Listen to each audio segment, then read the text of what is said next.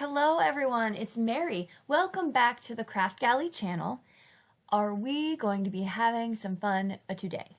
We are going to be playing with some real brush pens and some watercoloring, and we're going to make this card here using the Avery Elle Grateful stamp set. Now this stamp set is smaller, which means it's at a great price point, but that does not mean that you can't get some wow out of it. And that's what I love about using smaller stamp sets, is sometimes you don't need 50 gazillion images. Sometimes you want 50 gazillion images. But on this case, we're just going to be using just a few. So what I'm doing here is on some Bristol Smooth cardstock, I used my anti-static powder pouch, and I'm going to be stamping out in Versamark ink all over this panel. Now this panel, I'm going to be fussy cutting all of these images out, so I don't really care where they go as long as they fit. And then I'm going to be covering it in some white embossing powder. Once I do that, I get them all laid out on the sheet, I'm going to heat set this because I like to have a little bit of a canal, something to catch my watercolor in when I'm watercoloring. It just makes it faster and easier.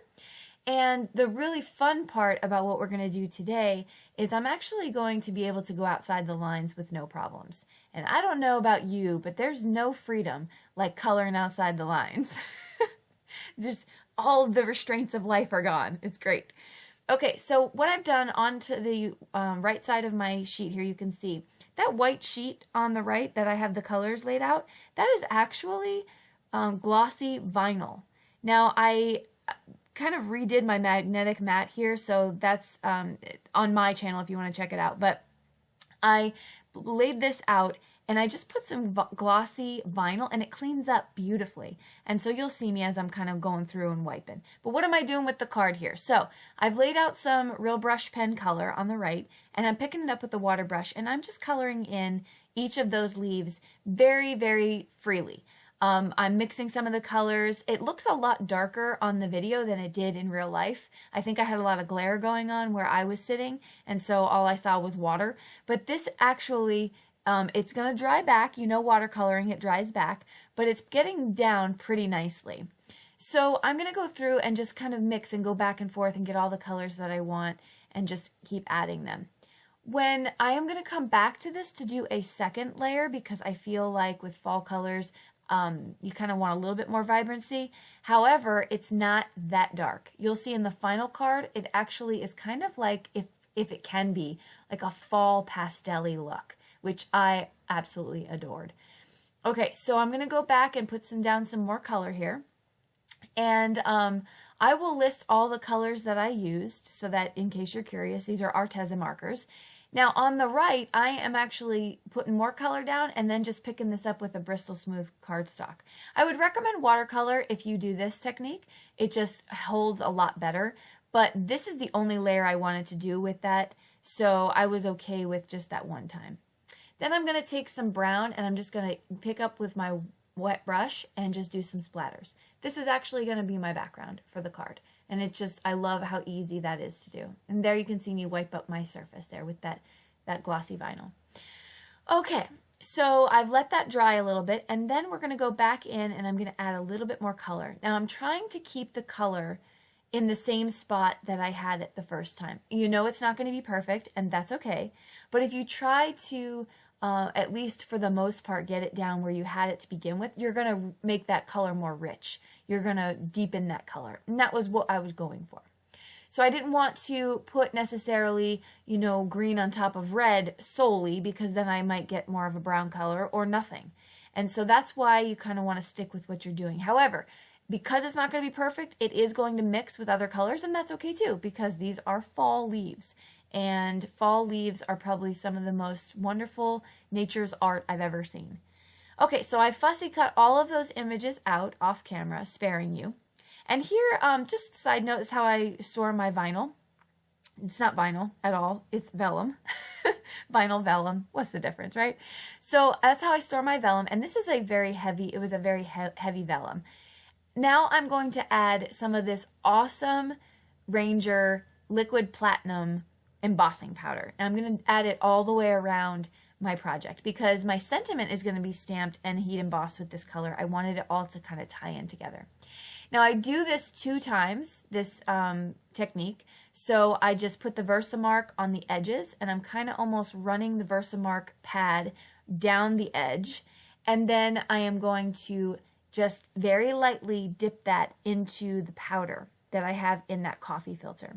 And the reason I want to do that lightly and not dip too much is because I want to keep it just on the ends. I don't want it to go into the project. I don't. And that might be something you're looking for, but for this project, I just kind of wanted to keep it on the edges. And then I'm going to heat set that one more time. So this was a lot of fun to kind of make those edges almost like you had a mat behind it, but you didn't need to do that. It just outlines it. I've done the flicking technique with ink quite frequently, and that's when you put a little bit with a sponge right on the edge of your panel. But I've never done the heat embossing, so that was really fun to do. Okay, so here I'm going to stamp out my sentiment, which is thankful, and of course that is in the stamp set. The two sentiments in the stamp set are thankful and grateful, and then they have a couple sub-sentiments like for you, etc.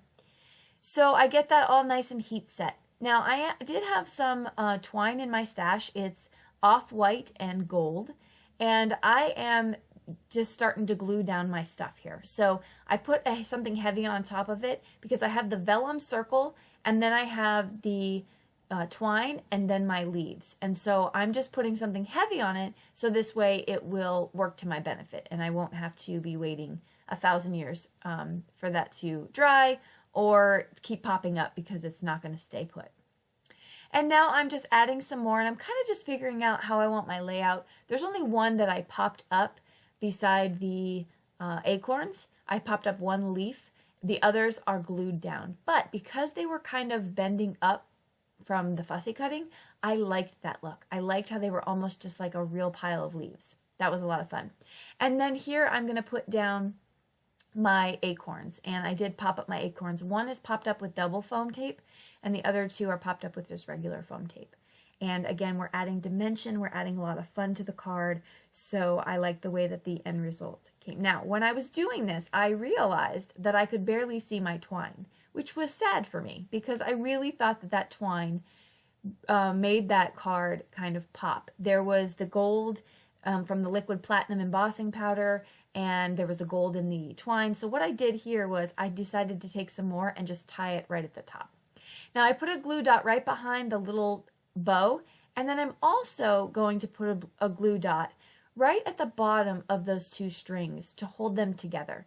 I thought this was a nice little touch to add because I didn't want my twine to just be all over the place, and those strings weren't really cooperating with each other very well, so I decided to glue them.